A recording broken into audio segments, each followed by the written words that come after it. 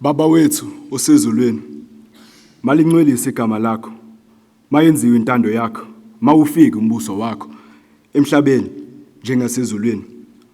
Siphe namuhla isinko sethu semhla ngemhla, sithethelele izono zethu njengokuba nathi sebethethelele abasonayo. Ungasiyisi ekulingweni, kodwa sikhulele gokubi, ngokuba umbuso ngowakho, namandla nobukhosi kuze kube phakade. Amen. Een gebed vir Afrika. God seën Afrika, bewaar haar kinders, bestuur haar leiers en gee haar vrede.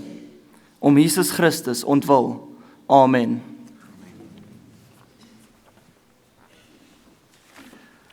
Almighty God, we give thee humble and hearty thanks for our founders, William Ord Newnham and Gould Arthur Lucas, and for the great company of those who in the past years have served and built up our school. We pray, O Lord, that thou wilt make this school as a field which the Lord hath blessed, that whatsoever things are true, pure, noble, and of good report may here forever flourish and abound.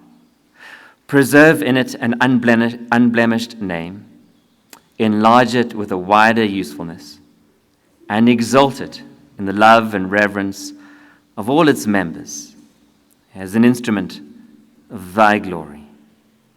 Through Jesus Christ our Lord. Amen.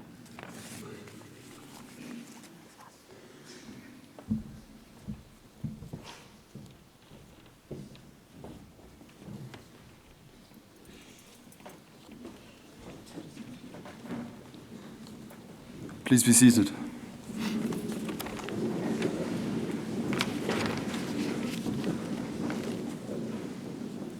Good evening, Chairman of the Board, Headmaster, our guest of honor, staff, boys, friends, and family.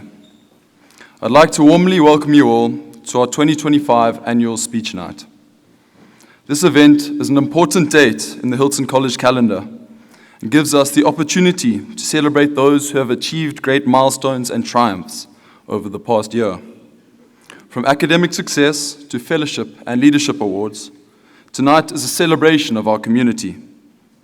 Most of all, tonight is a celebration of our collective growth, reminding us that education is not only about academic achievement, but about growing into the people who make a difference. I would now like to call the Chairman of the Board to address you.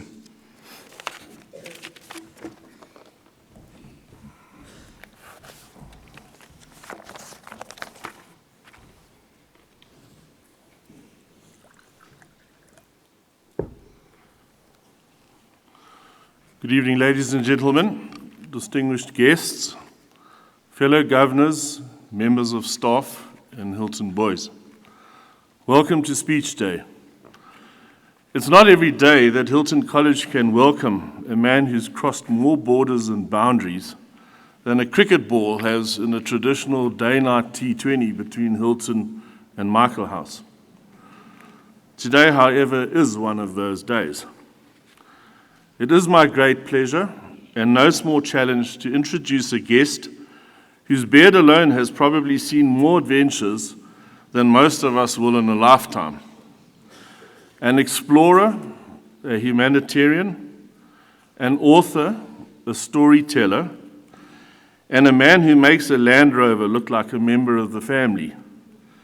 Kingsley Holgate is not just a legend of African exploration, he's practically one of its natural landmarks.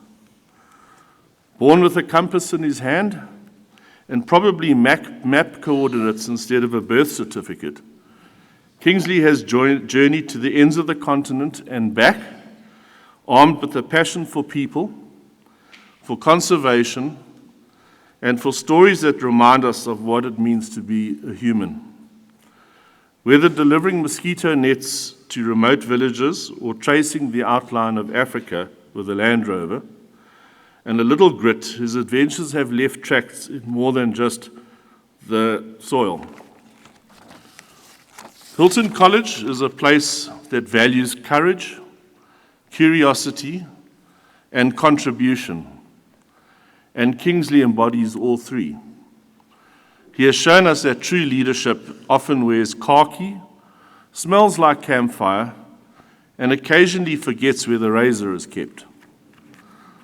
So boys, if you have ever dreamt of venturing beyond the fences around Hilton College, of making a real difference with muddy boots and an even muddier notebook, then pay attention. Today you will get to hear from a man who has turned a life of purpose into a living adventure and is without doubt Africa's modern-day David Livingstone. As chairman of the Hiltonian Society, it is my privilege to reflect on what has been another exceptional year in the life of Hilton College. If you'll indulge me just for a few minutes longer, I'd like to share some of these key developments and milestones over the past 12 months. Now, I realize that strategic implementation doesn't always make for riveting dinner conversation, but behind the jargon is a simple idea.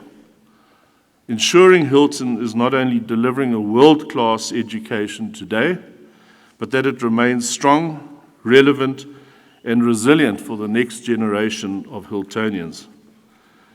To that end, the board has endorsed a clear set of priorities determined by the executives, which is closely monitored every quarter and which is focused on three core areas. The first, delivering an educational offering that is not just excellent, but exceptional, relevant to the future, competitive internationally, and still grounded in the values that make Hilton, well, Hilton. Secondly, managing our financial model with care and foresight to ensure we can offer opportunity to the right boys, support our staff, and invest in the areas that matter most. And thirdly, strengthening our physical infrastructure, thereby ensuring that the campus is maintained and modified and modernized in a way that supports both learning and longevity, with sensible plans for energy, water, and security already well underway. It's a serious plan, but then again, this is a serious school. And thanks to the commitment of the executive, our staff, the support of our community, and the energy of the boys themselves, we are making meaningful progress on all fronts. Our academic results continue to reflect a strong and positive trajectory. The class of 2024 delivered an excellent performance, with Hilton once again ranked among the top 3 all-boy private schools in South Africa. Of the 99 boys who sat for the NSC exams, 95 qualified for bachelor's degree study and 4 for diploma study. The average number of distinctions per candidate was 2.6, and over 83% of all the results were a C symbol or higher. 17 boys also sat for their A-levels, with nearly 70% of their grades falling between a C and an A symbol. One Hilton boy was placed on the IEB Outstanding Achievement List and 2 on the Commendable Achievement List. On the sporting front, Hilton remains highly competitive across all 6 major codes. Several boys earned national colours in rugby and hockey, with many others representing KZN. Although our CLC sponsorship concluded in 2024, Sariti stepped in generously by making a significant donation to the society at the beginning of this year, a reminder of the strength of the Hilton brand and community.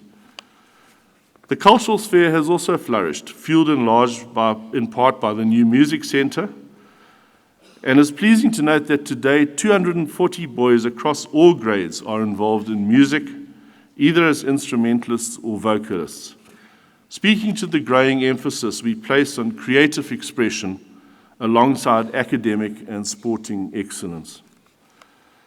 Financially, Hilton also remains on solid ground. We have operated with a surplus to budget while managing costs carefully. The endowment fund continues to be a critical focus for ensuring long-term access and excellence. Our Giving Day held earlier this year raised close to 9 million rand thanks in no small part to the enthusiasm and effort of our boys, who manned the phones from within the music centre, which they turned into a hive of activity and helped bring to life. From an infrastructure and sustainability perspective, we have made important strides. The Centenary Centre solar project is now up and running, generating 175 megawatt hours per annum. A feasibility study for the full-scale solar farm is also underway to ensure future energy resilience. Vula, our community development project, is being successfully transitioned into a separate non-profit company, and both the Dairy and Oaks development projects continue to progress with important regulatory milestones already reached. Undoubtedly, one of the most exciting additions this past year has been the completion of our new fitness and conditioning centre, made possible by the generosity of Old Hiltonians Peter Gain, Anthony Draper, and Andrew Dunn. Their ongoing support and that of many others enables us to continue evolving while remaining true to our roots. In closing, no school achieves sustainable excellence by chance. It takes vision, leadership, and most importantly, people who care deeply about the success and character of the boys who pass through these gates. To our headmaster, George Harris, thank you for your steady hand, your thoughtful leadership, and the heart you bring to the school every single day. And to Vicky, thank you for being a gracious and grounding presence alongside George. To our teaching and support staff, your dedication is the true engine behind every achievement we celebrate tonight. You inspire the boys not just to learn, but to lead, to serve, and to grow into fine young men. To our head boy Shaka Buthelezi and deputy head boy Stuart Faulkner, thank you for your examples this last year, your service and your maturity in guiding the tone and spirit of the college this year. You've most definitely set a very high bar. To my fellow governors, thank you for your wise counsel, time, and commitment, and particularly to Dale Ten Hope, Belinda Mapangwana, and David Wingfield, who stepped off the board this past year.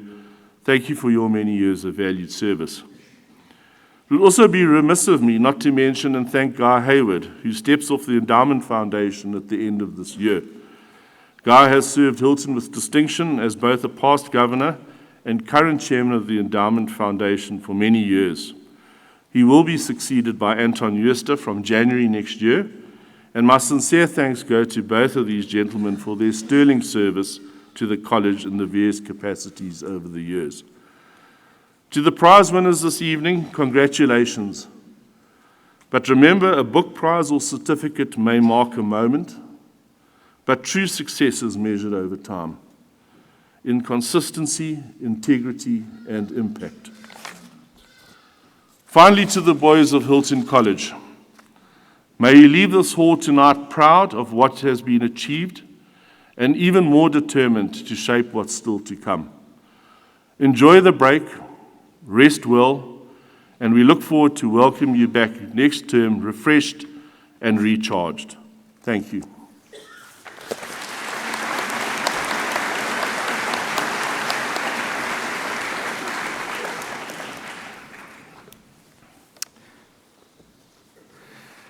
Good evening, Mr. Chairman, Andrew Johnston, governors, parents, fellow heads of schools, staff, and gentlemen of Hilton. A special welcome to our guest speaker, Mr. Kingsley Holgate, who dressed for the occasion. Mr. Holgate is an inspirational human being, a humanitarian, a South African, and African. We look forward to the journey you will take us on this evening.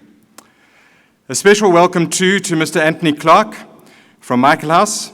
Mr. Clark has about 49 days left as rector of Michaelhouse after serving 7 years, unless they let you out early. And prior to this, Mr. Clark has been head of 4 other schools, St. Joseph's, St. Andrews, Gresham's, and Malvern in the UK. His leadership of schools has been especially noteworthy, and I would like to thank him for the camaraderie and friendship we have enjoyed around the field and at heads meetings these past years. Please accept this gift of appreciation from us.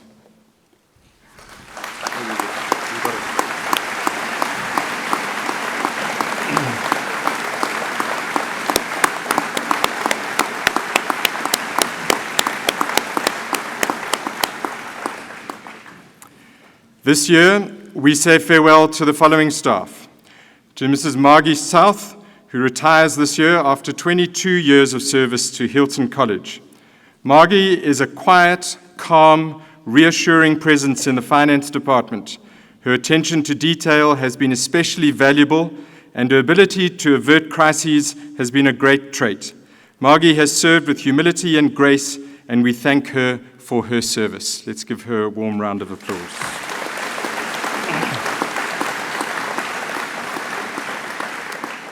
In her absence, Mrs. Kim Martin, who has been our finance director for the past 7 years, and before that a company accountant, has left us to join her daughter and family in New Zealand. Ms. Martin worked with much accuracy, often behind the scenes, to ensure our finances were superbly well managed and accounted for. Mrs. Martin will be greatly missed, and my thanks feels, sadly, inadequate given her enormous contribution over 14 years of service. Let's give her a round of applause.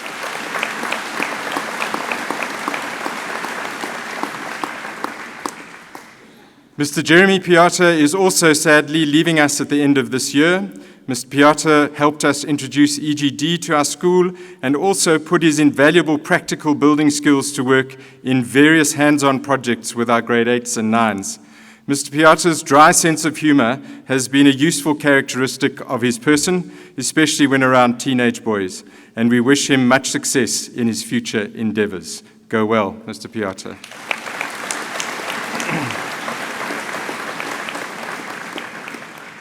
Mrs. Jean van Heerswyk leaves us at the end of 2025 after serving with great acclaim in our maths department. Mrs. van Heerswyk has taught boys for many years, and her contribution to our maths department for the past 3 and a bit years has been superb. Many boys have benefited from her down-to-earth approach, and we remain indebted to her contribution. We wish Mrs. van Heerswyk well in her retirement.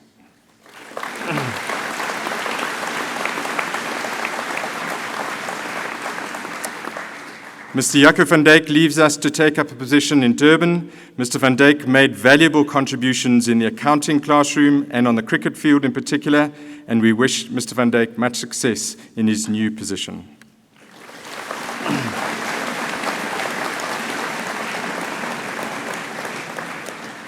Earlier this year, we said farewell to Mrs. Juliet Hunter, who took up a position at Harrow, Bengaluru in India, Mrs. Juliet Marulani, who took up a position at Down House in Riyadh, Saudi Arabia, Mrs. Claudia Plunkett, who took up a position at United World College East Africa in Moshi, Tanzania, and Mrs. Taryn Daly, who took up a position at the German International School in Cape Town. Then, a momentous moment for many of us in the Hilton College family as we honor Mr. Basil Kindlerum, who has served Hilton both as a society employee and then as Broll's senior manager here. When we talk about those with institutional knowledge in organizations, there are few examples of people who hold as many secrets of the inner workings of this place as Mr. Kindlerum does. In total, Mr. Kindlerum has served this community for a total of 45 years. Although his formal position ends in February next year, I'm pleased to know that he will still be used by Broll in future, so hopefully he won't be lost to us completely. As an aside, and in addition, Mrs. Kindlerum, affectionately known as Mrs. K, has served this community in the tuck shop for the past 35 years. Collectively, they have given us 80 years of service. As a token of our appreciation, please will you receive this gift from us. Mr. and Mrs. K, please come forward.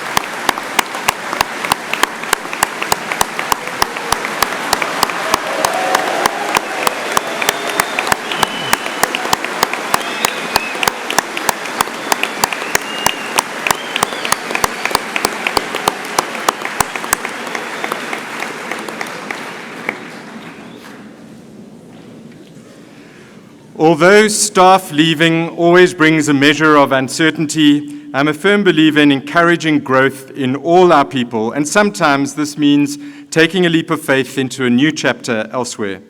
Education is an evolving landscape, and new opportunities often present themselves. We also take a moment to remember our dear San sister, Mrs. Lauren Richmond, who passed away earlier this year, and along with Andrew Bernstein's mother, Helen, Jamie and Dominic Dunn's mother, Alison, and also Carl Sinanu's mother, Nina, who all passed away very recently, our thoughts and prayers are with these boys and their families. From among the class of 2025, we have been serenaded by William behind the microphone, Tabo on the keys and Dalo on the clarinet, mesmerized by Tochi and Buyelo on the stage, bamboozled by Reagan, Xavier, Matt, and Jaden on the astro, googlied by David and Luke, driven for 4 by Ben and Alex, scrummaged by Josh, Andre, Emmanuel, and Kanya, sidestepped by Liema, tackled by Zander, accused of multiple acts of theft on the rugby field courtesy of Jacques. Apparently he also steals hearts. Directed towards the basket by Mpande, drowned by Mitch and Ubi, saved by Trent, Jack, and Kaysen, dribbled by Tumisho and Efe, converted penalties like Lesedi. Some of the boys got that one. Hurdled by Mornay, debated by Aaron, embarked on dog training by one of the Johnson twins. Both are claiming that photograph. Painted by Jack, challenged by Kubeko, Senzo, and Sizwe, prayed for by Tina, marshalled by Stuart, and led by Shaka. It has been memorable. 2025 has certainly been eventful, and to capture the essence of this moment in history is no easy task. The old adage that change is here to stay could never be a surer truism by what we see around us. Importantly, however, this rate of change is dramatic and will only accelerate in the future. So what does this mean for education and especially for Hilton College? How are we to think about our future, and how are we to position ourselves to take advantage of the change and, at the same time, deliver an education which is relevant, compelling, and enduring? Much thought goes into our why. Our purpose is to give each boy the space to become. We have framed this aspiration in phrases which ensure we are alive to the wonder of boyhood, brotherhood, guided by strong values, with positioning around opportunity, exploration, courage, and conviction. In honoring boyhood and childhood, we hope to rekindle and hold the space that values and celebrates the wonder, camaraderie, and authenticity which defines our unique positioning in the world. Nurturing a bold expression of this aspiration, we hope to grow young men prepared for a world of tremendous flux, fragile at the best of times. Then we want to ignite self-discovery, an all-important skill that has unfortunately become the product of one's social media feed rather than the result of exposure to a variety of real-life experiences. Here, the gift of adventure and curiosity must be nurtured and developed such that healthy risk-taking is embedded in the DNA of each Hiltonian, readying us for lives of impact. Thirdly, our collective gift to the world as Africans and South Africans in particular, the gift of understanding, celebrating and embracing our diversity in all its forms. I don't believe there are many nations that live diversity as well as we do. Furthermore, I'd be bold enough to say that the independent school sector in South Africa lives this reality with great courage and efficacy, and quite possibly as a leader for other educational institutions to follow. Our strength lies in our difference and in the determination to understand our complex worlds, our reliance on each other. Our richness is embedded in our vibrant differences. I believe our diversity continues to enable our humanity. It's this aspect that fuels the promise of Africa, and in particular, South Africa. Fourthly, we choose to stand in grace. And what does that mean? The greatest example of a life which personified grace is the life of Christ. And whilst we remain a broad church as a school, welcoming those of different faiths, but holding especially the understanding that the outworking of one's faith is personal and may take various forms of expression, we are unapologetic in pursuing truth as we understand it in and through Christ's example. Grace, to me then, is a very poignant concept in this world of change. A boy's life at a young age is always in need of a huge dollop of grace. Mistakes abound, some deliberate, others that appear awkwardly and put young men in difficult situations. At these times, grace is an essential balm. Our world is also in need of generous helpings of grace as we navigate worldviews and beliefs that are often at odds with our particular view. Helping our young men understand the complexity of life in the 21st century and equipping them with the tools to stand by their convictions, but within a circle of grace, is our duty and our privilege. As we face greater polarization and stronger concentrations of ideological expressions, young people must surely be challenged to nurture inclusivity by seeing every fellow human for their intrinsic value. The way in which we celebrate every individual in a community is so very important as a barometer of the health of a community. The polarization we see across the globe and exemplified in the assassination of Charlie Kirk, but also in the death of Alexei Navalny in Russia, and no doubt numerous others less publicized, suggests to me that the world has, once again, found itself teetering on a precipice of attitudes of bigotry that, left unchecked, may push us over the proverbial cliff into a state of war. In South Africa, we too have emboldened voices that seek to pit one group against another, rather than, in my opinion, seeking first to understand and then to build together instead of antagonizing each other. In addition to this polarization is the overwhelming avalanche that is AI, which has already infiltrated the world of freedom of thought, freedom of speech, and even freedom of association. Much of our popular and populist opinion is curated, promoted, and broadcast by a machine with no human involvement. This unprecedented reality is a direct challenge to our hitherto understanding of the world as we have known it. To be sure, change has been thrust upon the world many times over. Perhaps the potential disruption of this coming change may impact our way of life more profoundly in the very near future. I do not know what the best response to this impending change may be, but I do believe we, the adults, have a duty to protect and preserve some of the fundamental aspects of life that we might agree to be sacrosanct.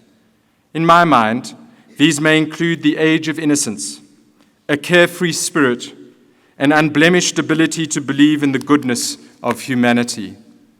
These foundational characteristics must then require a safeguarding, a quiet resolve to maintain and preserve certain ways of being that may secure that which holds our humanity. As we face a world of artificial intelligence, the ability to feel, to breathe, to struggle, to grapple, to fail, to fear, to celebrate are strong emotions reliant on human being. We must surely guard against succumbing to a virtual world that has usurped so much of that which we purport to be valuable. Tomorrow's world will arrive at a terabyte per nanosecond. It will suck us in with significant force. Its power and persuasion will be such that resisting will be nigh impossible. Whilst we still have a modicum of choice, let's exercise it. Let us resist the machines in our youth. The class of 2026 is eagerly awaiting on who will form our Student Executive Council, in the hope that together as a grade, they will take our school to even greater heights. May I thank the class of 2025 for a terrific year. Your contribution to the storied history of Hilton College is a strong one. My thanks to Shaka and to Stuart for holding the school and the class of 2025 maturely and effectively. I do believe that we get better year on year.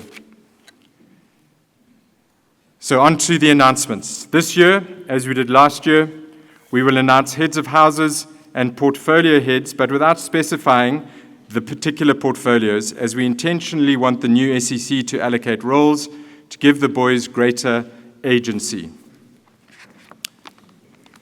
Heads of houses. So for 2026, head of Churchill, Benoit Ray.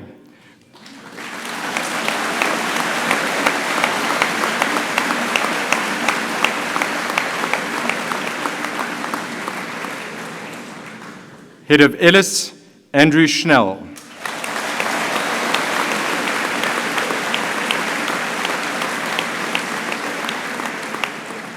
Head of Falcon, Carl Sinanu.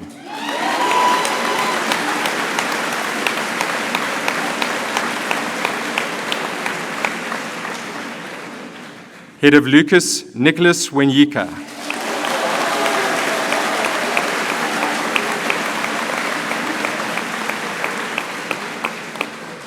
Head of Mackenzie, Kagiso Magasa.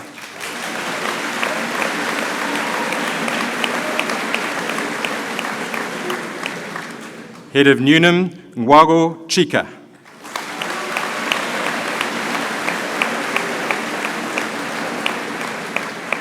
Head of Pierce, Molly Kuzwayo.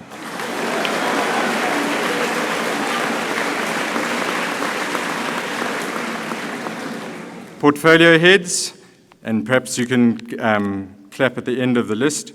John Grubb, Ross Stain, Rob Berman, Barack Manawa, Guy Fender, William Seeger, Luke Wilson, Matthew Wilson, Joshua Chibwe, Chris Lindsay, and Raquelme Krupp. Let's give them a round of applause.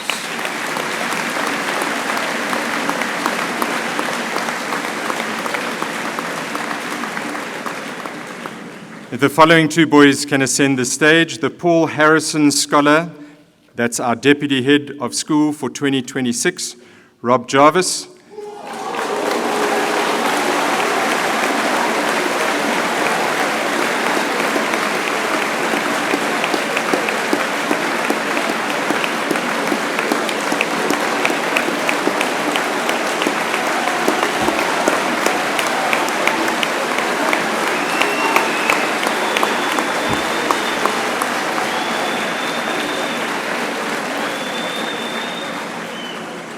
And the Ross Osborne Scholar, our Head of School for 2026, James Peaty.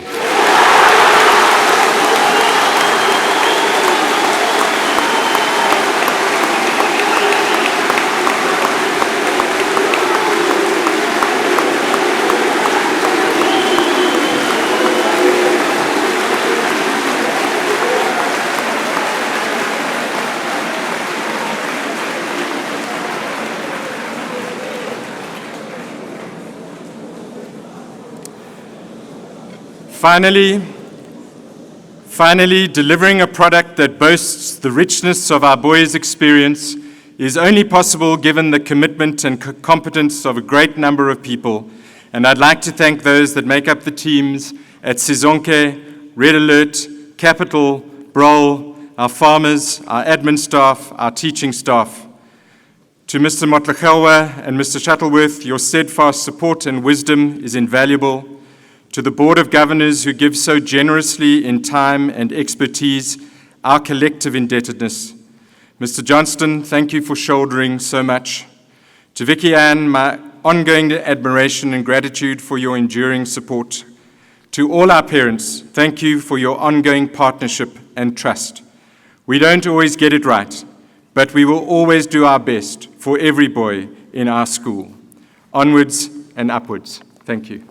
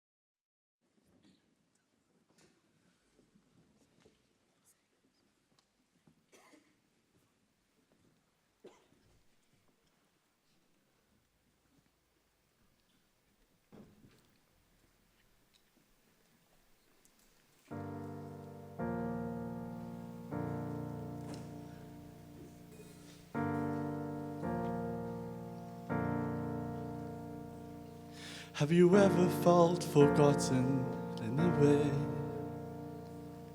Have you ever felt forgotten in the middle of nowhere? Have you ever felt like you could disappear?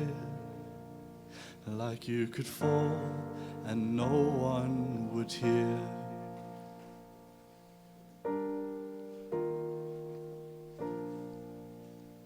So let that lonely feeling wash away,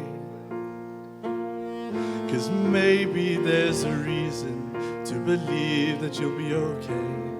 'Cause when you don't feel strong enough to stand, you will reach out your hand.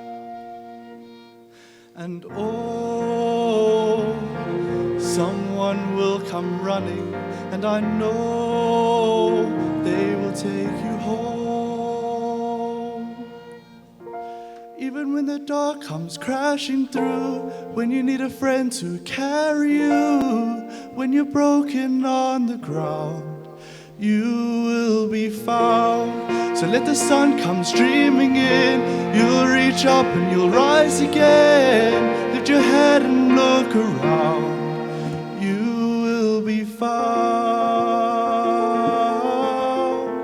You will be found.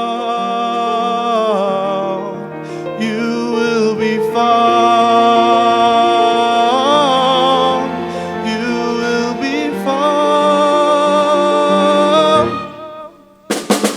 There's a place where we don't have to feel unknown. And every day when you go alone, you're a little less alone. When you only say the word, from across the silence, your voice is heard. Oh, someone will come running. Oh, and take you home. Oh, someone will come running. Oh, and take you home, take you home, and take you home, take you home, take you home. Even when the dark comes crashing through, when you need a friend to carry you, when you're broken on the ground, you will be found. So the sun comes streaming in, reach up and rise again. Lift your head and look around, you will be found. You will be found. You will be found.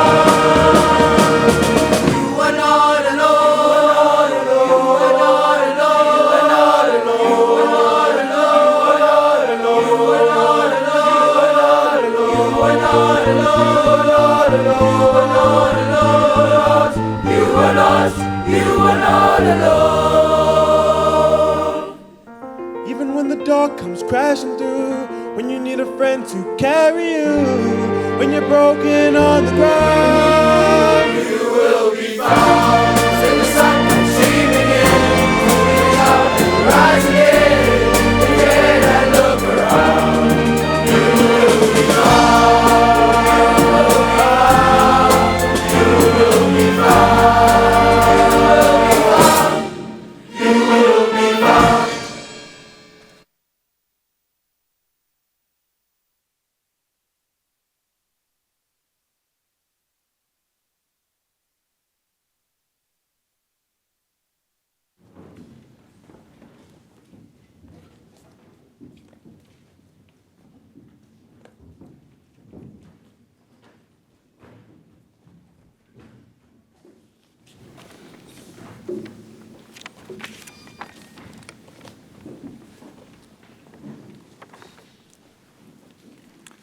This evening, I'm privileged to welcome a man whose story reads like a map of adventure. Mr. Holgate is often described as the modern-day Livingstone, and with good reason. His journeys have taken him to every corner of Africa, from the source of the Nile to the shifting sands of the Sahara. For decades, he has embodied the spirit of adventure. Not the thrill-seeking kind, but the kind that asks, how can we make a difference along the way? Mr. Holgate is not only an explorer, author, or humanitarian, he is also a man with a deep love for Africa and her people. Through the Kingsley Holgate Foundation, he has led initiatives to combine adventure with service. Whether distributing life-saving mosquito nets, clean water, or basic reading glasses, Mr. Holgate's travels remind us that true exploration is not just about where you go, but about what you give.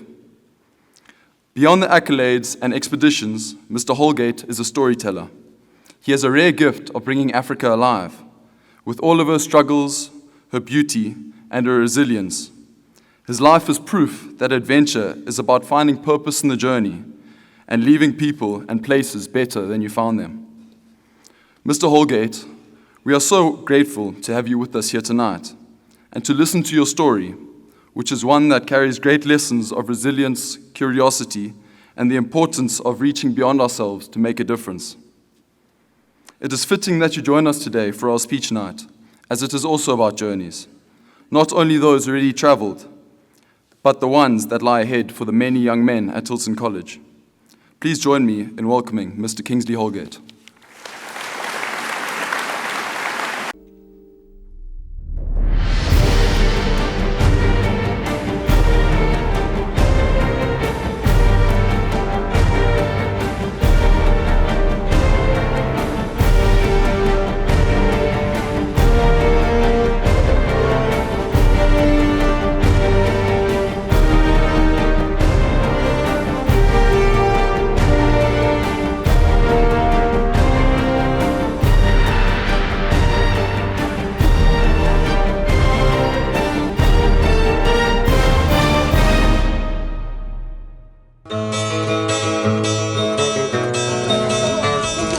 A Zulu praise singer with a Sotho diviner and a traditional calabash mark the beginning of another adventure for Kingsley Holgate. He is considered Africa's modern-day explorer, and for good reason. He has circumnavigated the Makharikari salt pans in Botswana and the world's largest desert lake, Turkana, in northern Kenya. He's travelled from Cape to Cairo on Africa's waterways and negotiated the length of the great Zambezi River. Interrogated by UNITA, kept under surveillance by Tutsis, this is Kingsley Holgate's life. We're not conquerors, we're not imperialists. We see ourselves as Africans trying to know more about this wonderful continent.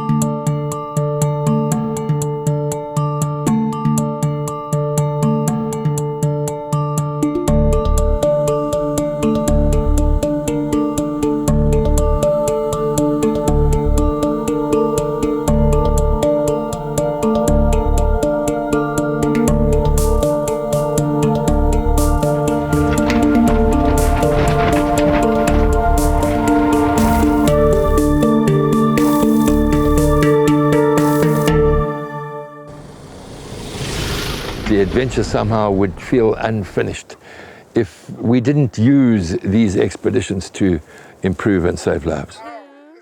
I've had malaria more than 50 times. I know about the suffering that can go on in people's lives. And that's why we've chosen the initiatives and the work that we do. Believe me, it's like a stud to the heart. When you get to a village and you hear a mother screaming, there's a baby dying, nobody knows what to do. It's 200 miles by dugout canoe to the nearest clinic or hospital, and you think that these are lives that can be saved by education and a simple mosquito net, and that's why we do what we do.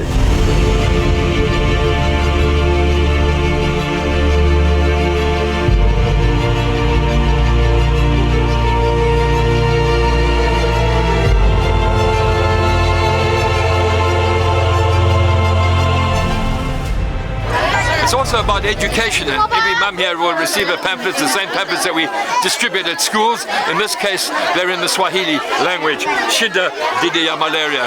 In other words, in English, that would be, let us win against malaria.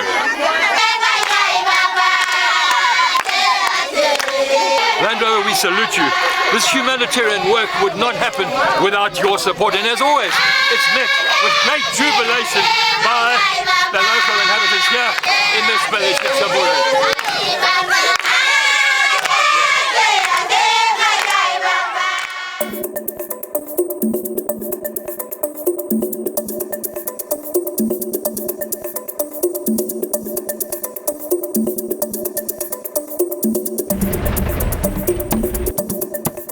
Instant gratification, the joy on the people's faces. And out there, where there's nothing, a pair of reading glasses makes such a difference. It's life-changing, and the joy and the appreciation makes it all worthwhile.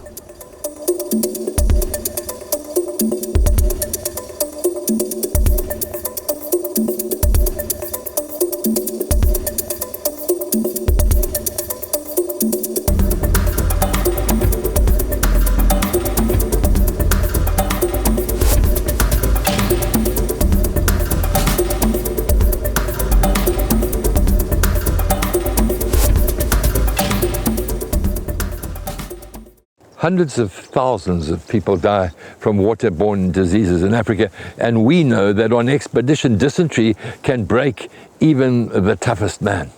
In Africa, we are facing some of the worst droughts in living memory. People drinking out of murky rivers and dirty pools. And that's why we distribute life straws for clean, safe drinking water.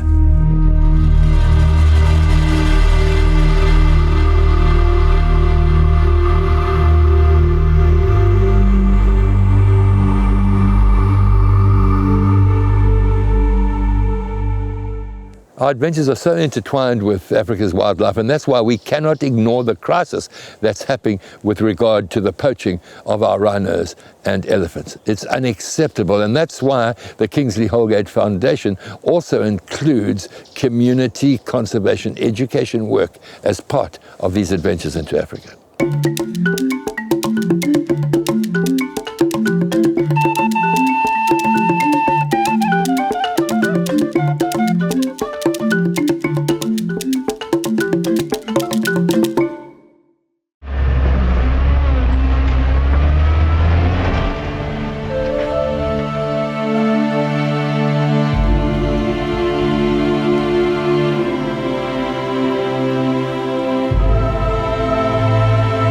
As an expedition team, we've been able to journey to every single country on the African continent, to include all of her island states.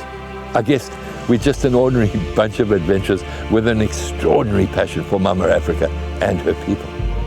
The Kingsley Holgate Foundation will continue to use these Land Rover journeys to save and improve lives. It's a clear objective.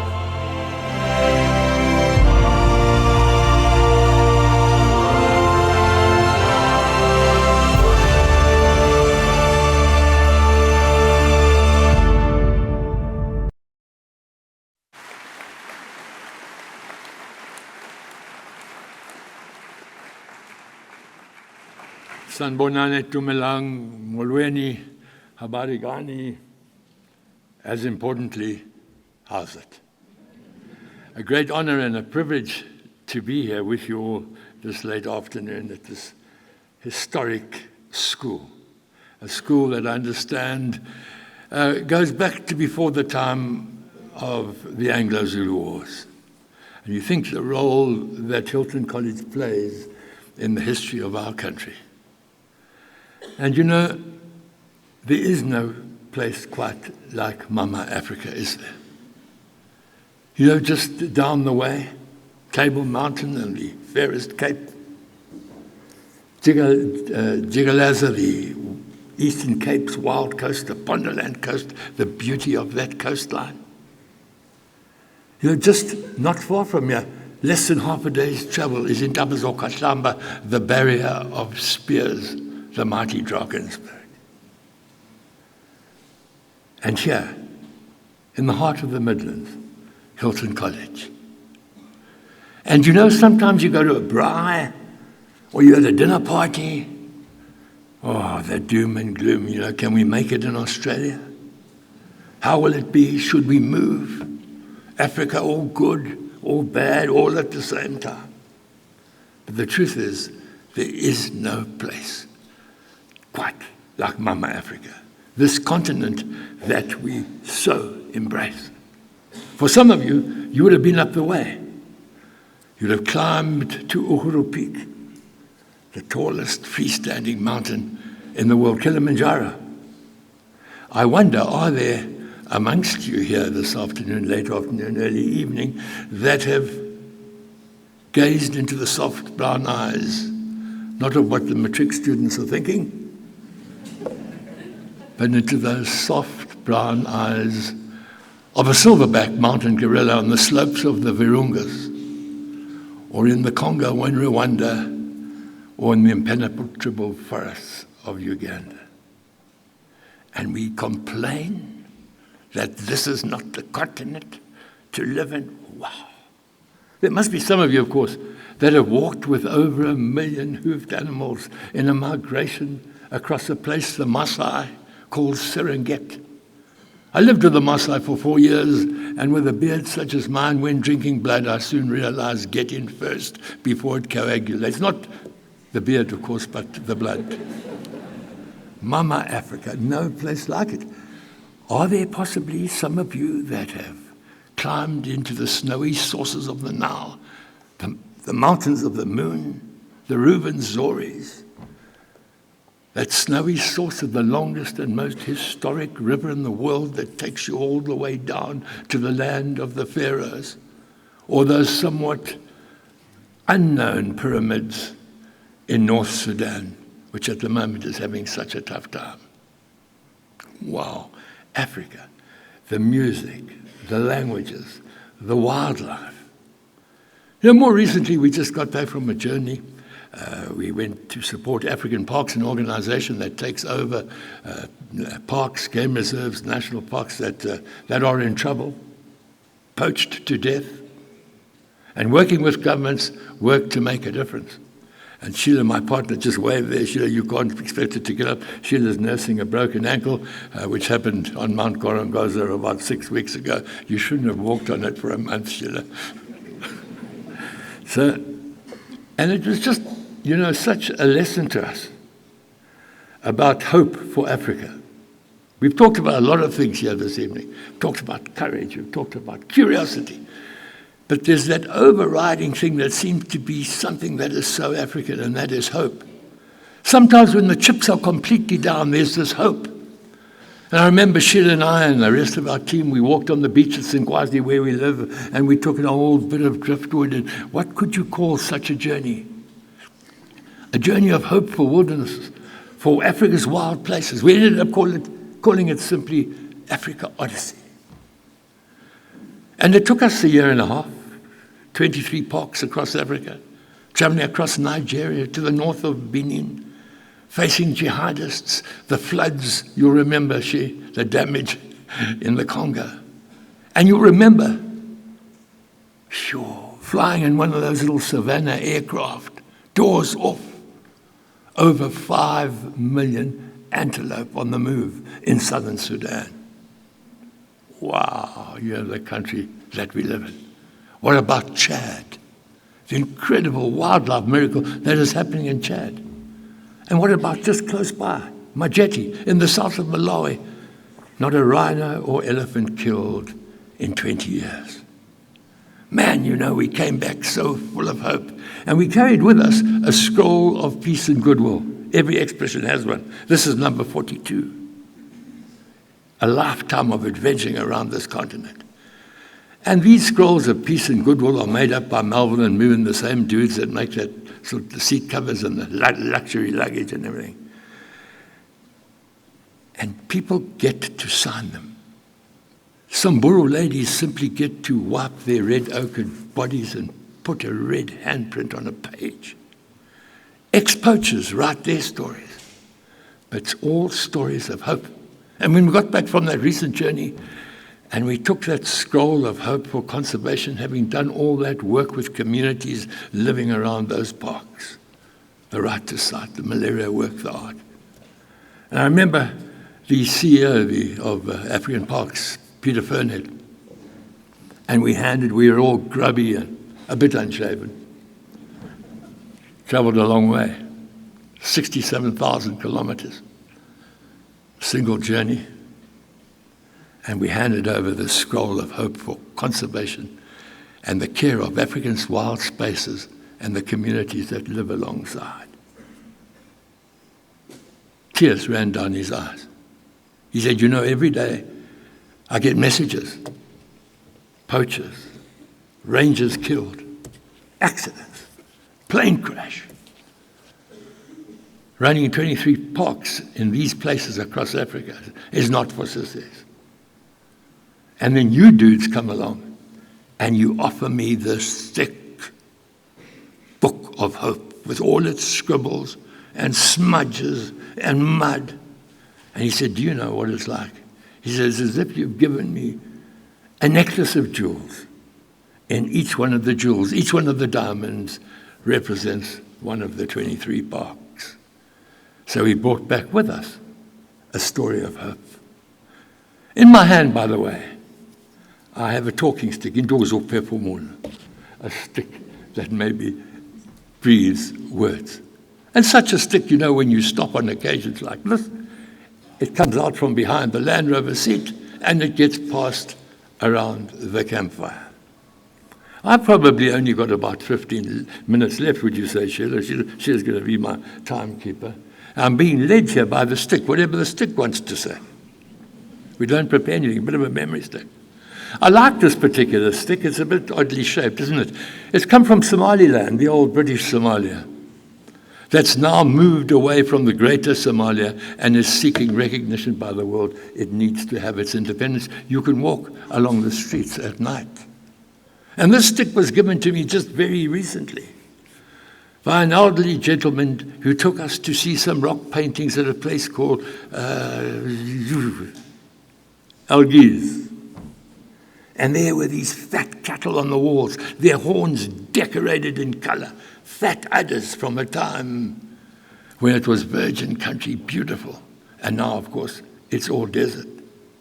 So this stick is with me here tonight. And I thought, albeit just in our minds with your blessing, gentlemen, that we would leave here. Let's just leave here for a moment, albeit only in our minds. And let's pretend we're sitting around a campfire in the largest mantle of vegetated sand in the world. The largest mantle of vegetated sand in the world. So we're talking about a desert with thorn trees and wildlife and grasses. And I know that one of the Hilton boys will be able to tell us where we are. We're in the Kalahari, the great thirst land of Kalahari. We've moved away from this hall for a moment, sitting around the campfire. The sparks from Mapani floating off into the night sky. That special feel.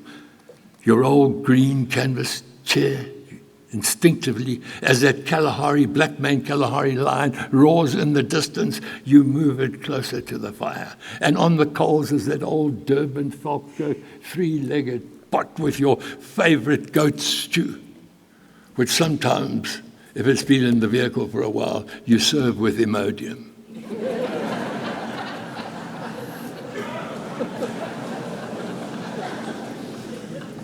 There really is no place like Mama Africa.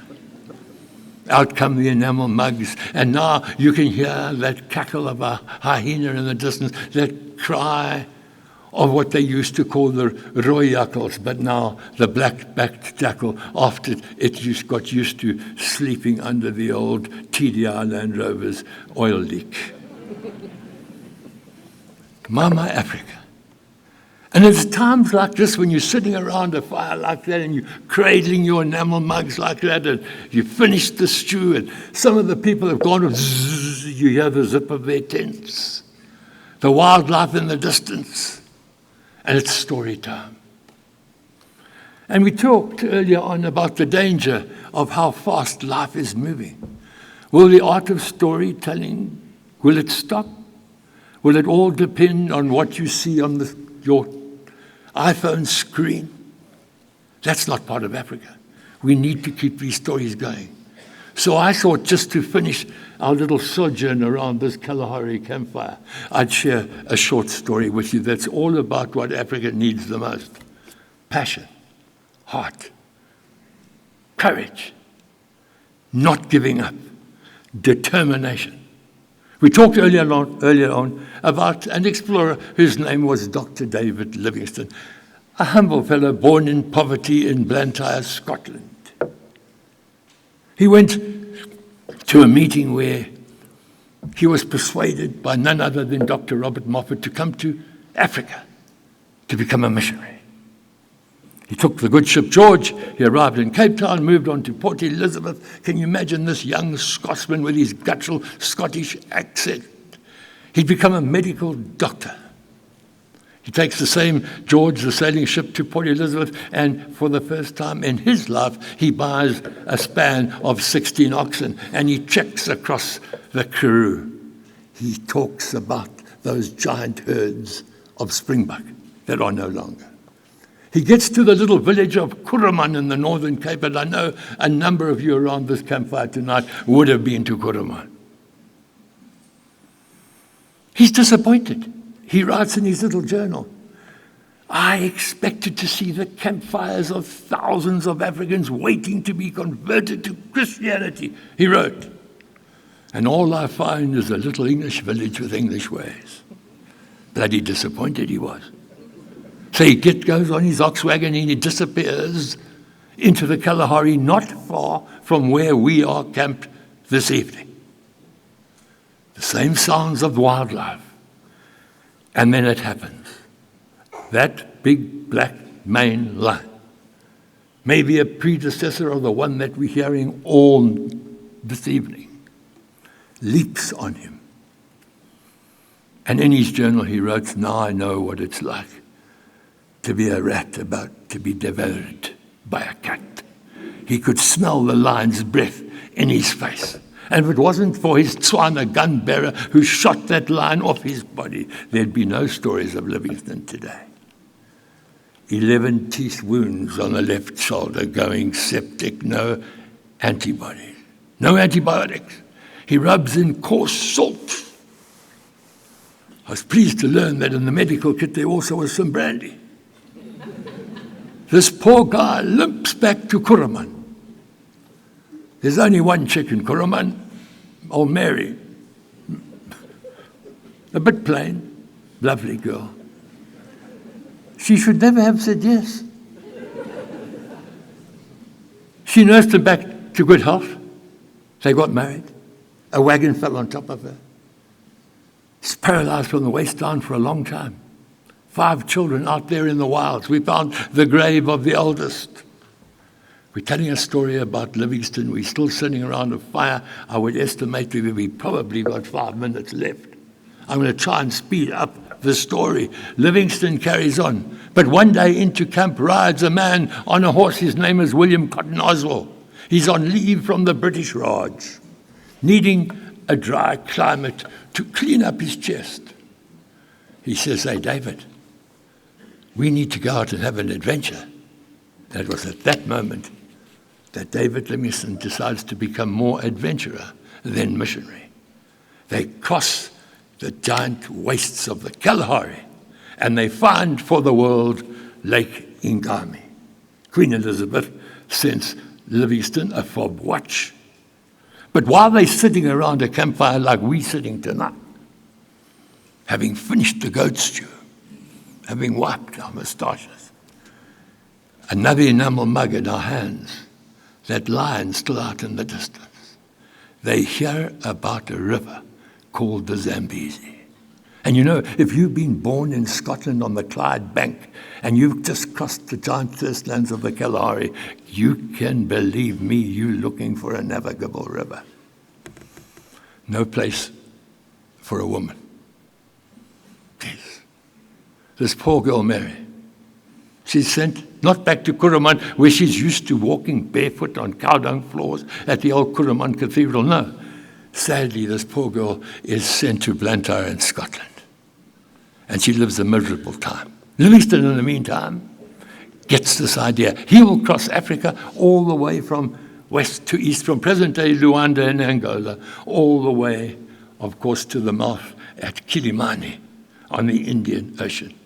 And as you know, Hilton boys, he discovers for the world the smoke that thunders, Muswa Tunya, which he names after his regent queen, Victoria. His wife comes out to visit. She dies from malaria and is buried under a giant baobab tree on the banks of the Zambezi. Sheila and I have just come back from that spot again. Because every time we go there, we stand at the grave, take off our hats, and we call the community and the mums, the pregnant mums and mums with kids under 5. You don't have to have the same death that Mary had. You don't have to have the same sense of suffering. And we do malaria work at that spot every time that we pass by. Livingston, of course, gets lost to the world. No one can find him. A leading newspaper from America and from the UK send off a man, a journalist by the name of Henry Morton Stanley. Find Livingston, dead or alive.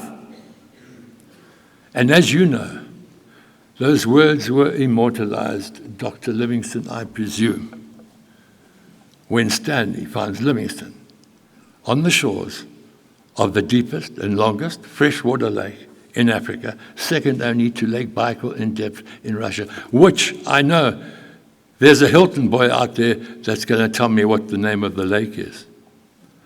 The largest freshwater, the deepest freshwater lake in Africa, part of the great African Rift Valley. Make your geography teacher proud. I'm talking about Lake Tanganyika. Now, you would have thought Livingston, having been discovered again for the world, would have come back to Zanzibar, gone back to Scotland. He would have been famous. Maybe even would have had a talking stick and gone from place to place, giving a bit of a talk around a campfire.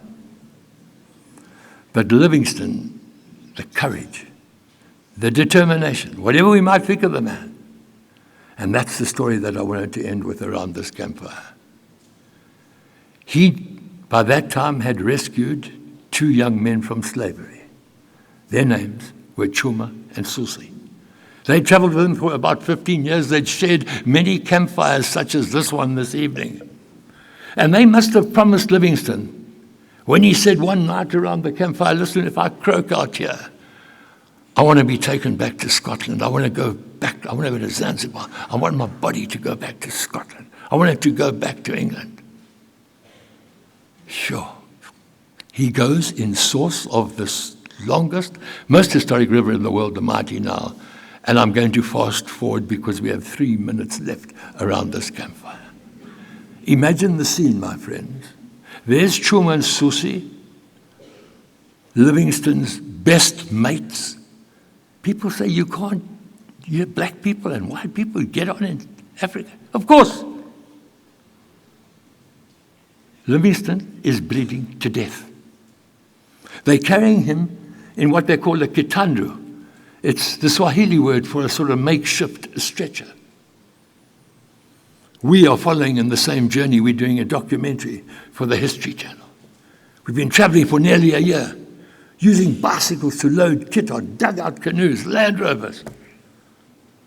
And we get to the river where Livingston wrote the last note that he ever wrote in his life.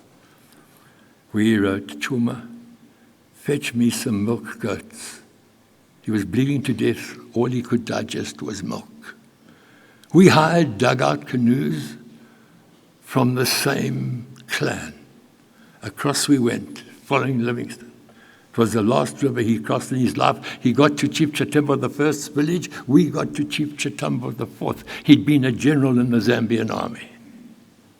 Imagine the scene when Livingston arrived there, raining softly. They're carrying him on his kitandu. They build a little shelter. They put him on his empty packing cases.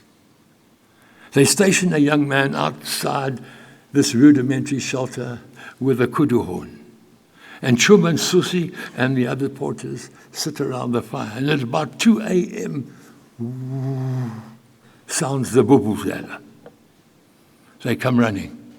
That tropical cap that Livingstone used to wear had fallen off his head. The Bible that he'd been reading had fallen to one side. They felt his cheeks. They were cold. They extinguished the candle. The man that they had been following across Africa for 15 years was no longer. He was the only white man in Central Africa at the time. I told you that I'd end this campfire story with a story of bravery and of hope. They didn't just dig a hole and throw the body of Livingstone into the hole with these bits and pieces. They took a sharp knife. They opened up his sternum. They took out the heart, which they put in a waterproof biscuit tin in which he used to keep his journals, and that they buried under a giant mapundu tree in Lake Benguela in present-day northern Zambia. They then put him on a makeshift platform with a palisade around to keep those lions away, to keep the black-backed jackal and the hyena and the other predators. And they dried him, my friends, like a piece of biltong or a fish caught in the Great Lakes of Central Africa. It took about a month. Once dried, they put it in a hollow box cylinder. They stitched it up, and they carried it, my friends, over 1,000 miles across Africa. Passion, determination, bravery. 3 of the porters died. One of them is a lady. She dies from the bite of a deadly black mamba. They get to a place called Unyanyembe, and there's a British expedition there. They hadn't even heard that Livingstone was dead. They're looking for him. They said, "What have you got in there?" They said, "We've got the body of Livingstone." They said, "Give him to us. We'll bury it right here. Give us the red shirt that Stanley had given him, the compass, the hat, the everything, those personal belongings, the stubs of pencils, the journals." Schumann Susi, A Story of Bravery, said, "No. We promised our friends that we will take him all the way to the coast." So said the British expedition leader, "Well, by Jove, then I'll give you a fellow called Dyson. He'll lead you. He'll get you there safely." 3 days later, Dyson blew his brains out. Such was his malaria. Schumann Susi carried on with the corpse of Livingstone. They reached Bagamoyo. A number of you would have been to Bagamoyo, opposite Zanzibar, the first Christian church built on the east coast of Africa. It was all-night vigil. The body of Livingstone, that dried like a piece of biltong, lay there at the entrance to that church. And do you know that more than 600 freed slaves walked past that body of Livingstone? And they paid their salute to a man who, whatever we might think, fought to stop the open sore of the world, slavery. What a story. Do you know that the British commissioner from Zanzibar got to hear about it? He came across. He gave Schumann Susi a few bob for the journey. Livingstone's body was taken across to Zanzibar. Do you know that if you go to the cathedral to this day, you'll see a little cross made from that same mapundu tree under which Livingstone's heart lies buried in northern Zambia?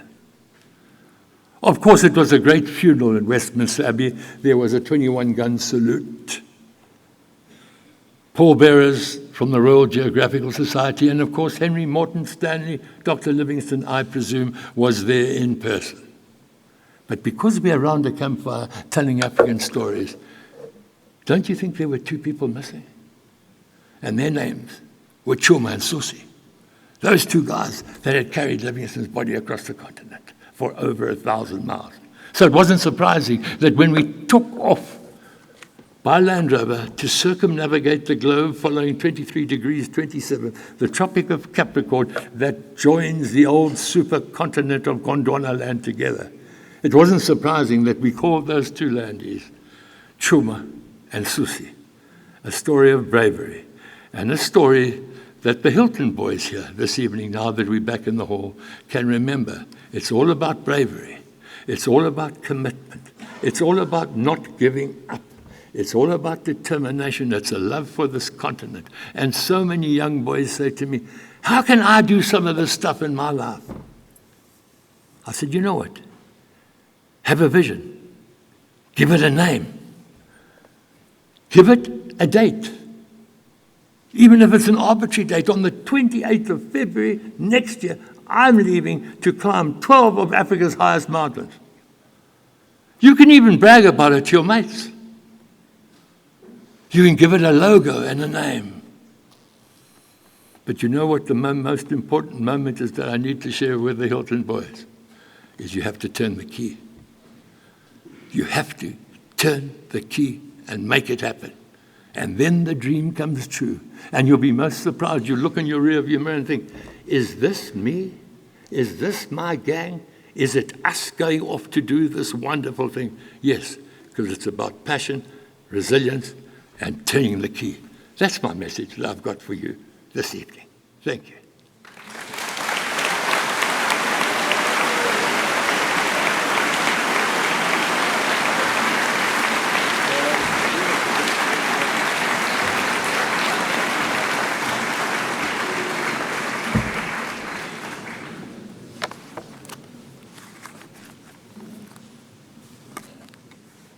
Good evening. I'd like to call on our guest speaker to present the prizes to the prize givers for this evening. Prize receipt, thanks.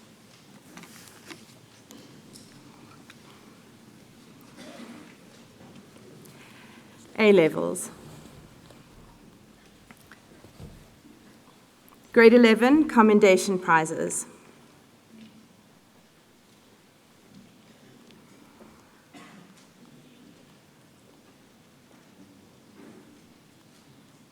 Andreas Demetrio.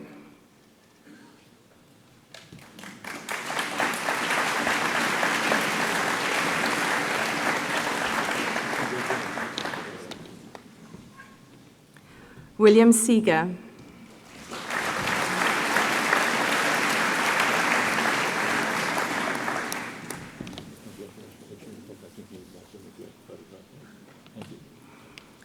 Grade 12 subject prizes. Accounting and Economics, Jake Hockley.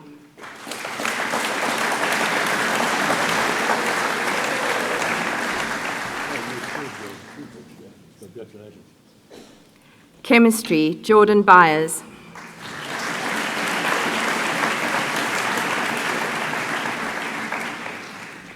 Chemistry for breakfast. Further Mathematics and Sharing the Mathematics Prize, Rupert Wright.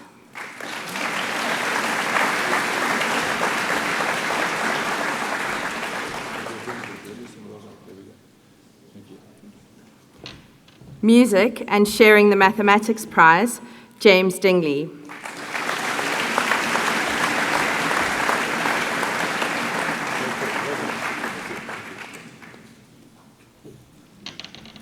Physics, Neil Grobler.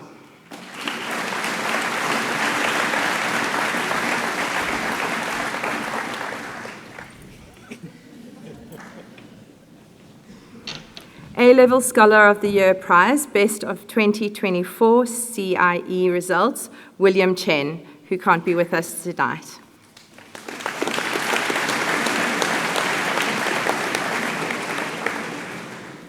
IEB Commendation Prizes.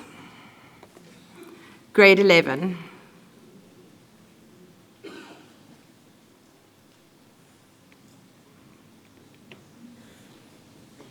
Rohan Naidu.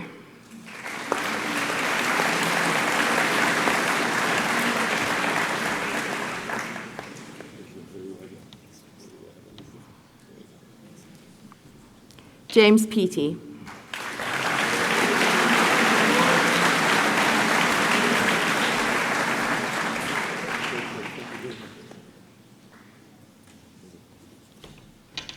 Benoit Ray.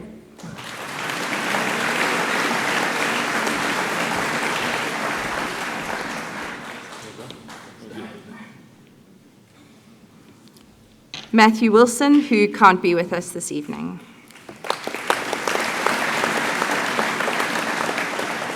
Grade 10. Joey Cole.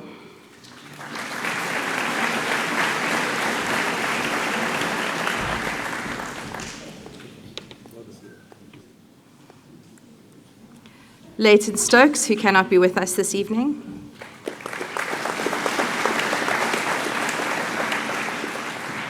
Bradley van Lachenenberg.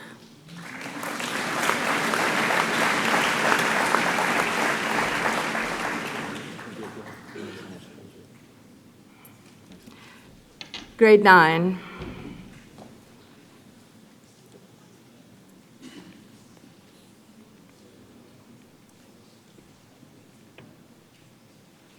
Callum Dreyer.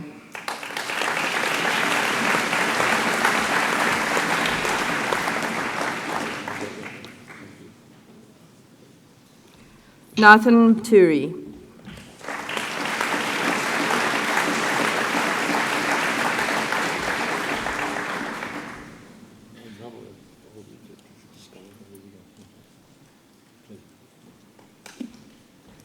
Richard Porritt.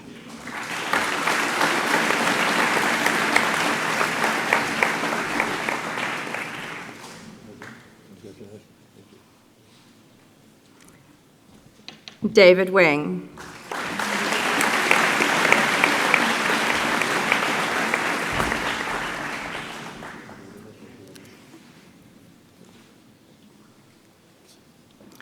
Grade 8.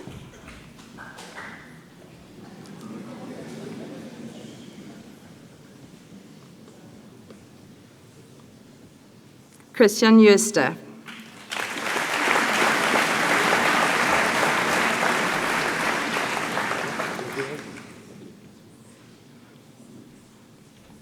Harley Larson.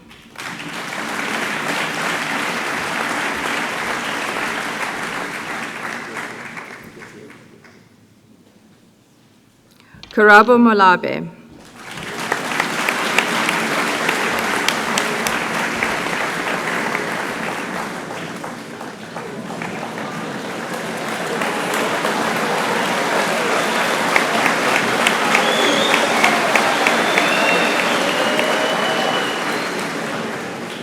Silwazi Zungu.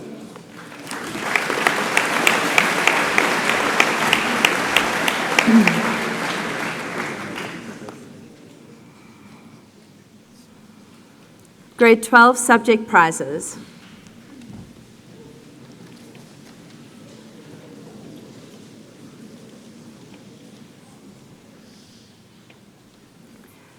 The John Lewis Prize for Accounting, the Prav Iyer Award for Further Studies Mathematics, the Nicholas Arthur Memorial Prize for Mathematics, the D.V. Ducasse Prize for Physical Science, and the Economics Prize, Robbie Hayward.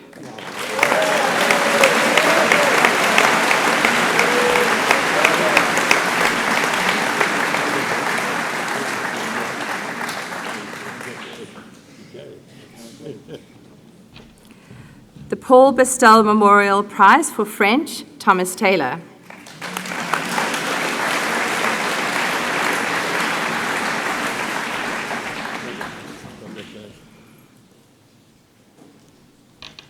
The Romani Prize for Commitment to French, Alex Pittman.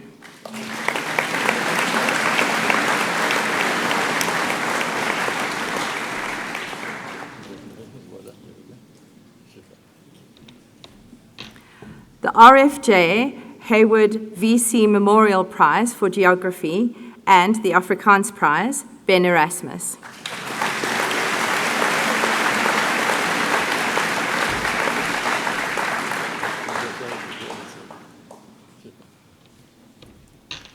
The J.E. Nisbet Prize for History, the Mervyn Lloyd Prize for Life Sciences, and sharing the Life Orientation Prize, Andrei Boshoff.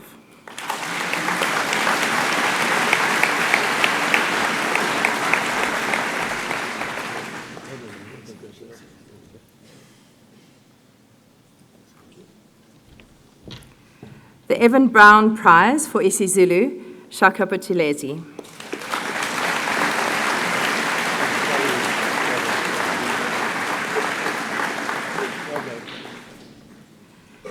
The Kenneth Began Memorial Prize for Visual Arts, Theory, and the Kenneth Began Memorial Prize for Visual Arts, Practical, James Ewens.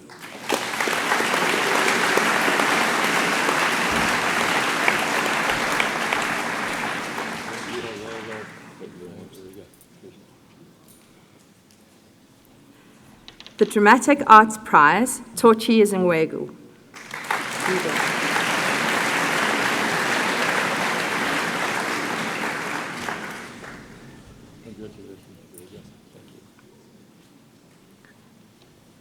The Engineering Graphics and Design Prize, Jake van Sedem.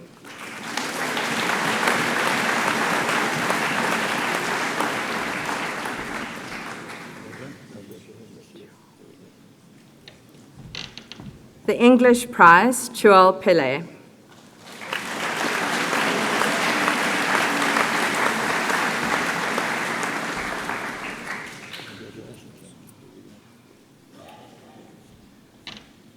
The Further Studies English Prize, Richard Roxburgh.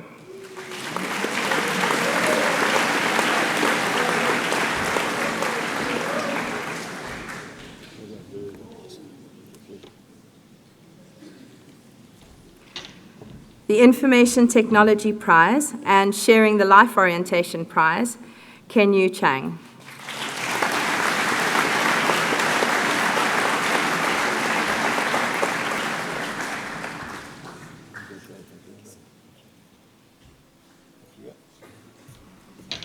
The Mathematical Literacy Prize, Griffin Barnes.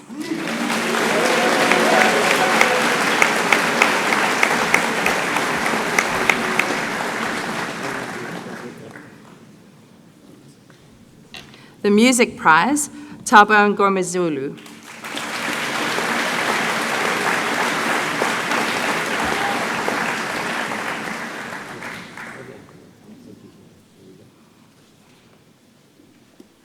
Special prizes.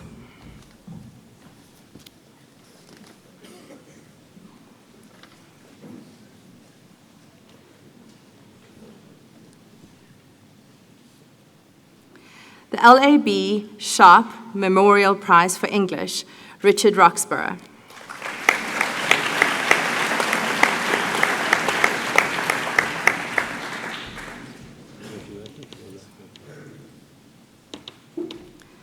The Derek Feenstra Prize for Creative Writing and a Commendation Prize, Ryan Grobler.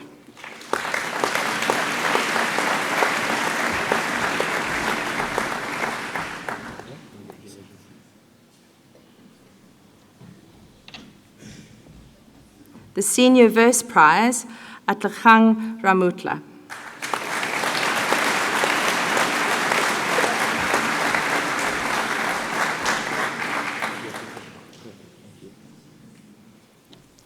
Sharing the Junior Writers Prize, Thomas Burgoyne.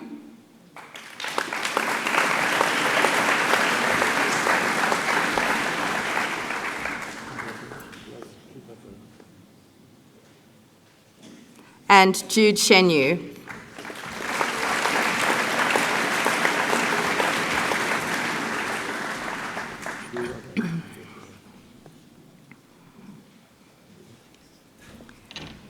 The E.P. Chapman Memorial Prize for Debating, the Sir Henry Strakosch Scholarship, awarded to a grade 10 boy for excellence in mathematics and science, and a Commendation Prize, Raphael Dube.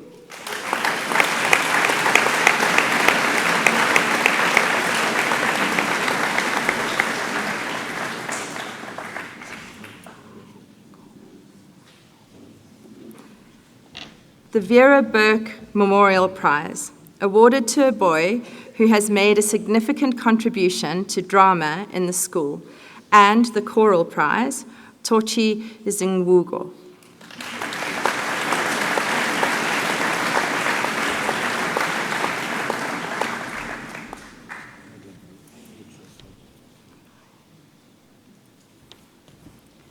Sharing the Richard Haynes Memorial Prize, Mbayelo Mbokota.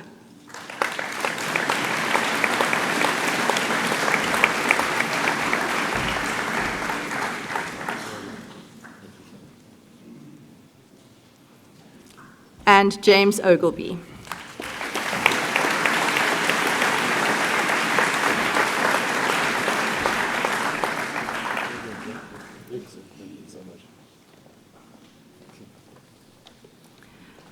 the Frederick Tatham Memorial Essay Prize for History, and the Filio Prize in recognition of integrity and moral courage, awarded to a boy who most possesses the ideals enshrined in the school prayer and the attributes commended by St. Paul, Zach Sweden.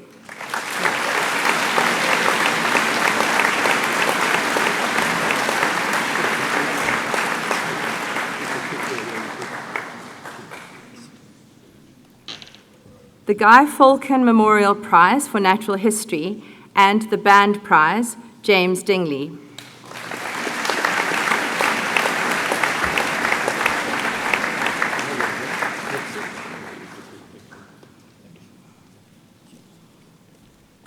The Bassett Smith Memorial Prize for Science and the Commendation Prize, Evan Moloseni.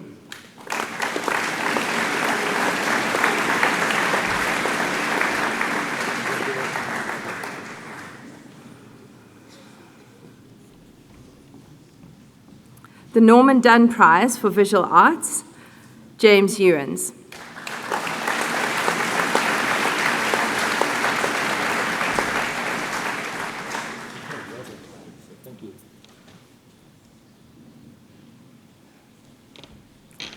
The Chaplain's Prize, Gina Gwaru.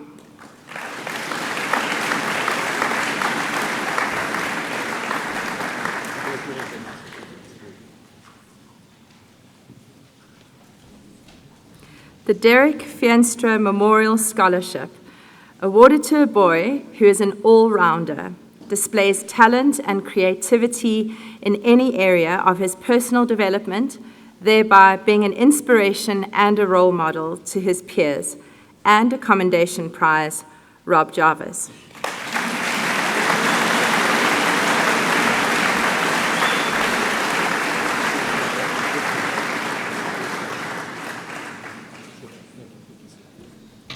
The Drimmy Scholarship, awarded to a boy about to enter grade 12 with the skills and attributes of a future leader and who exhibits all the positive characteristics of a Hilton boy, Ross Stain.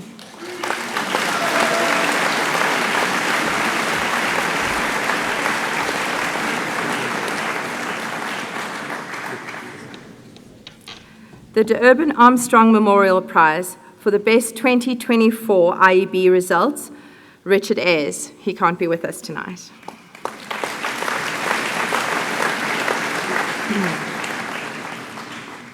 The 1942 Matric Class Award, awarded to a boy who is recognized by his peers not for being prominent, but for qualities such as integrity, consideration of others, loyalty, genuine friendliness, determination and sincerity, and the Doris Essery Memorial Prize, traditionally awarded to the head of school, Shaka Buthelezi.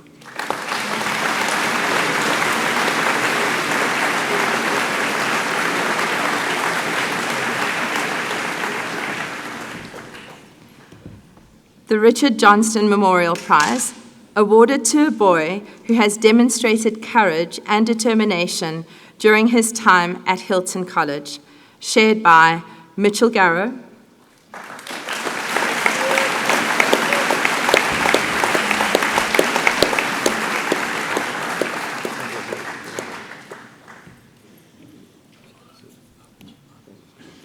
and Alex Pittman.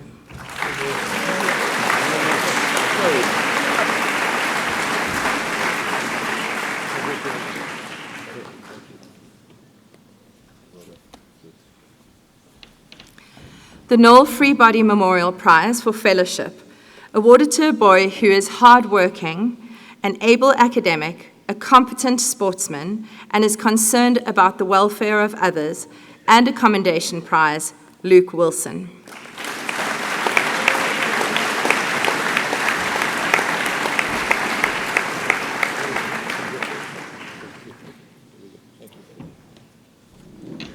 The Karabo Mokwape Prize, awarded to a boy who has demonstrated throughout his time at Hilton College a strong understanding of matters pertaining to transformation, diversity, and inclusion, and who has demonstrated thoughtful action and service in this regard.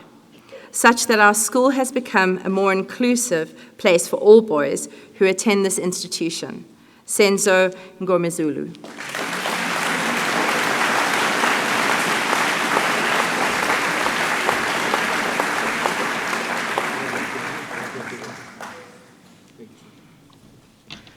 The Carl Klingenberg Memorial Prize, awarded to the best all-rounder in grade 12, Andrei Bashov.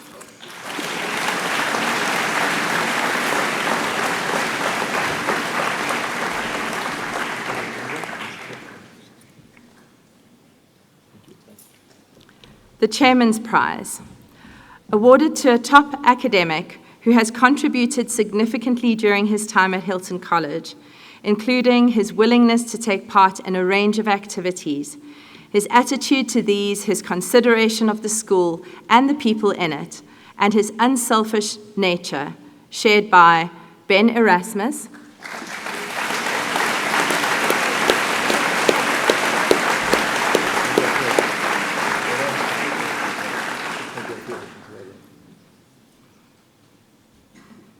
and Matthew Thomas.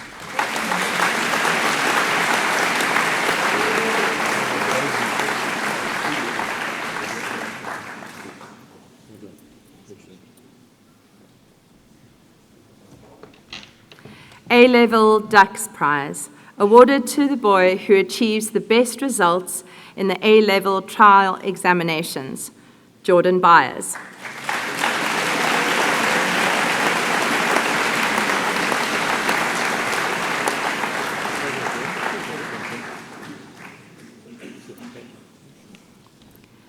The Dick Graham Memorial Prize, awarded to the boy who achieves the best results in the IEB trial examinations, Robbie Hayward.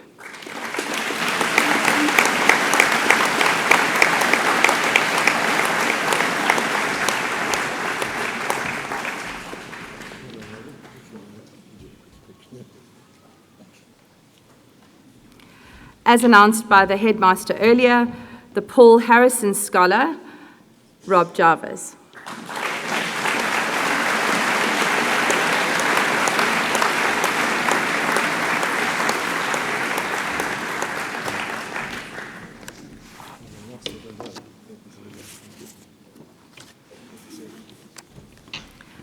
The Ross Osborne Scholar, James Peaty.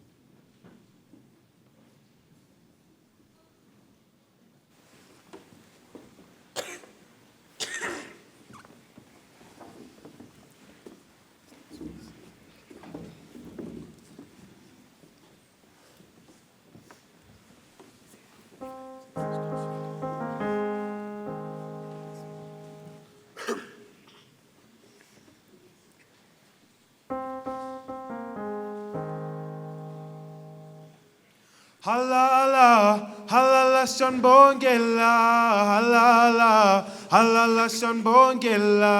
Halala, halala shanbongela, halala, halala shanbongela. Halala, halala shanbongela, halala, halala shanbongela we. Halala, halala shanbongela, halala. Halala shambongela. amazulu amahle, sanibona amazulu, sanibona amazulu amahle we. Sanibona amazulu, sanibona amazulu amahle, sanibona amazulu, sanibona amazulu amahle. Sanibona amazulu, sanibona amazulu amahle, sanibona amazulu, sanibona amazulu amahle we. Sanibona amazulu, sanibona amazulu amahle, sanibona amazulu, sanibona amazulu amahle. Awithi nje diye mntana, Ithi nje diye mntana, awithi nje diye mntana, ithi nje diye mntana. Namangazi Ukuthuba lobhalele incwadi. Ithi nje diye mntana, awithi nje diye mntana, ithi nje diye mntana, awithi nje diye mntana, ithi nje diye mntana. Namangazi ukuthuba lobhalele incwadi. Ithi nje diye mntana, awithi nje diye mntana, ithi nje diye mntana, awithi nje diye mntana, ithi nje diye mntana. Namangazi ukuthuba lobhalele incwadi. Ithi nje diye mntana, awithi nje diye mntana, ithi nje diye mntana, awithi nje diye mntana, ithi nje diye mntana. Namangazi ukuthuba lobhalele incwadi. Ithi nje diye mntana.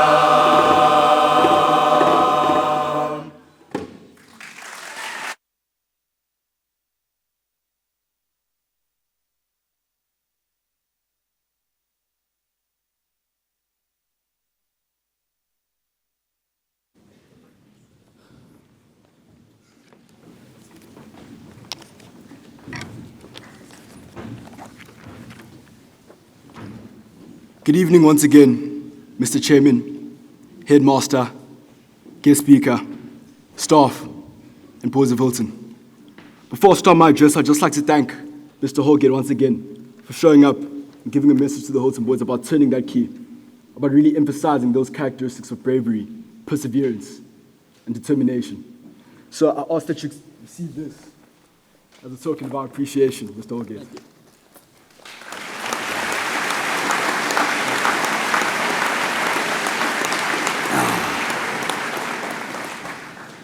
Despite popular demand and Mr. Fenton's request, I'm sure you're all disappointed to hear that I won't be returning another year to serve another term as the head of school. Unfortunately, as much as it pains me, I must leave the Hilton bubble at some point. But what is the Hilton bubble actually? The Hilton bubble is a term I first heard in my grade 8 year, and a term that every Hilton boy ends up hearing at some point in their journey. I've always thought of it as a term to remind Hilton boys that what they experience within this campus is not an accurate representation of what lies beyond them. It reminds us that there are harsh realities that lie on the horizon, such that we are not exposed to while we sit gathered here in our striped ties. We are often reminded that the world is cruel, callous, and oftentimes unforgiving. The advent of social media, though bringing much good, has also made it acceptable to make a mockery of and dehumanize one another. Fake news and misinformation run rampant, creating false narratives about particular groups and people. Again, though it isn't all bad, the bad often undermines the good. The term Hilton bubble is oftentimes also used to describe the socio-economic disparities between what lies within the Mackenzie gates and just a mere 5 kilometers away. I would like to take a spin on this concept, as I believe as a school we are most definitely heading in the right direction in terms of recognizing our privilege and using that to share and give to others less fortunate than ourselves. My new and revised iteration of the Hilton bubble speaks in regard to our ethos as a school. My belief is that the Hilton bubble embodies everything society should be. It was in my first address to the grade 8s in which I stated that only one thing has stood the test of time and will continue to stand the test of time at Hilton College, and that is our values. humility, courage, accountability, respect, compassion, and honesty. These are all values that even fail to be seen in the leadership of some of our world's nations and governments, but they're what we claim to value. They're what the Hilton bubble values. Does the average Hilton boy embody this? In my first address to you all, and throughout the year, I emphasize the concept of greatness. Embrace your greatness. You are great. Everything is for a greater purpose. Our great school. These are all phrases you likely recall me saying on numerous occasions. These weren't to spur meaningless motivation or to make your small wins seem inadequate, but rather to remind you all that there is nothing average about the average Hilton boy. It was also my first address in which I quoted Barack Obama's 2009 inaugural address, in which he called for a new era of responsibility. I stated that what I see for Hilton College in 2025 is a new era in which we all take responsibility for helping each other grow beyond the averages. That brings me to the year 2025, the year of the Hilton boy. 2025 was a year in which the Hilton boy excelled not only in his achievements, but more so in his character and contribution to his community. 2025 saw the Hilton boy take initiative like never before. The remarkable campaign against gender-based violence, led by Ngobeko Majozi, is one that requires no introduction. And several other community outreach initiatives led by the very boys who sit in this hall. The Stories of Hope initiative, led by Robbie Hayward and Paul Makulana. A mentorship program and various toiletry and blanket drives, all organized by Sizo Puele. A fundraiser for the Angels Care Crisis Center, coordinated by Duncan Finikak. These are all examples of exceptional leadership and initiative taken by these men, whom I have the privilege of calling my brothers. Men who took responsibility in uplifting their community and being at the forefront of social contribution and serving as examples to their peers. These boys and many others made contributions to communities that transcended the Hilton bubble. What's average about that? 2025 also saw the Hilton boys serve as brothers. On a day in which strikes on Hilton College Road had stopped many of the kitchen staff from getting to school. Though only the student executive committee was asked, many boys picked up the mantle of various grades and got behind canteens and served breakfast to their brothers. After sports fixtures, a recurring crew of boys stayed behind to pick up litter, taking responsibility for keeping our school clean, raising their hands rather than running away. Despite a few red stains on the scorecard, we were undefeated. Again, after 153 years, the spirits of the Hilton boy remained triumphant. The boys of Hilton weren't devastated after devastating losses, nor were they complacent after swift victories. The green and gold is no stranger to Hilton College, as this year has emphasized, and neither is Hilton fever to any school we face in competition. In the cultural space, we continue to impress through our expression. The inclusion of a cultural item at the beginning of every assembly allow the boys involved in the cultural space to showcase and astonish the countless hours they spend on their craft, bringing a new buzz to our assemblies. Not to say that this all isn't being done at any other school, but it doesn't happen every year, and it most definitely doesn't happen enough. So what does a Hilton boy do outside of the Hilton bubble? Issues that go beyond Hilton College Road. He takes it with him. You see, my iteration of the Hilton bubble does not only extend so far as our 1,700 hectare radius, but grows bigger and bigger every year. As this year has shown us, our values persist within and can transcend beyond the Mackenzie gates. And we as Hiltonians with the same attitude can continue to be the pioneers of a society that does value humility, courage, accountability, respect, and compassion. Hence, it goes without saying that there are many factors that led to the success of 2025. The class of 2025. Boys, I've said it before, and I'll say it again. I don't get conceited about a lot of things. I don't consider myself a conceited person. But there's one thing that I'm terribly arrogant about. It's you boys, my brothers. I truly don't think that there's a better group I could have grown up with and a group I'd be any more devastated to say goodbye to. Like a boy in the water, the class of 2025 has stayed afloat through all trials, and hopefully the ones we've just written. A group like ours has thrived from our individuality, but has still managed to move through the last 5 years as an indestructible unit. To lead this year group has been the greatest honor, and I thank all of you for seeing the vision and showing a love for the school. To the Student Executive Committee and our dorm corps, thank you for consistently rising to and beyond your mandates and constantly showing a desire to improve the school and the livelihoods of the boys. Our spirit leaders, who maintain the standard of school spirits which we hold high as a school, thank you for constantly being our heartbeat. The members of staff that we as the boys have had the privilege of being taught and coached by, your countless hours of extra lessons and consolidation, as well as your commitment to our growth, cannot go unnoticed. Thank you to our parents, and most specifically, thank you, Ma. Thank you for seeing my potential and constantly pushing me to be better.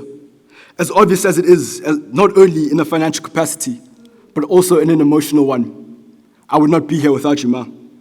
And thank you for also being the voice of reason when I insisted on joining a different school in my grade 6 year. And you boys, thank you grade 8s for bringing a new vivacity to the college. I hope the Hilton experience has been everything you imagined it to be, and a difficult one as well. It has been the greatest privilege being able to usher you all in as Hilton boys, and I look forward to seeing how the fleur-de-lis on your blazers bloom. Grade 9s, I'm glad that you're all starting to find your places at Hilton College, and I wish you all the best as you embark on your most transformative year at Hilton yet. Grade 10s, I trust that after your year of introspection, remarkable things will follow from you all in the next 2 years. Grade 11s, make Hilton College yours next year, and take responsibility for bringing the school to heights far unimaginable. Don't let plans or ideas go unrealized. If you really want it, you'll make it happen. Lastly, thank you, Stu. I can't believe it was this time last year when we were chosen as the custodians of the college. Serving beside you has been nothing but a blessing, my brother. Since the beginning, we've shared an equal love for the school and for this place, and a true commitment to seeing the college thrive. Ultimately, in 2025, though different from other years, Hilton College didn't undergo any significant transformation. Rather, we made progress towards security in our identity as a value-oriented, all-boys institution of secondary education. In 2025, we managed to set a new benchmark for a year at Hilton College, and I expect nothing less for 2026, as we've now established a new average. But if I may remind you for the last time, there's nothing average about average at Hilton College. Hence my final thank you goes out to Hilton College. I look to my right, I look to my left, to the closest Hilton boys to me. They have been my brothers. When I leave this building to spend my final moments on every field, court, facility, I remember that they have been my playground. I'll go sit on the bench right below the main wall and glance out. That has been my garden. I look at the dining hall where I've nurtured my body. I look through the pillars of the Crooks Block and the Centenary Center where I've nurtured my mind. Then after all of that, I'll stand outside Falcon House and just gaze. This is where I've rested my head after it all. This is it. Home. Thank you, Hilton College.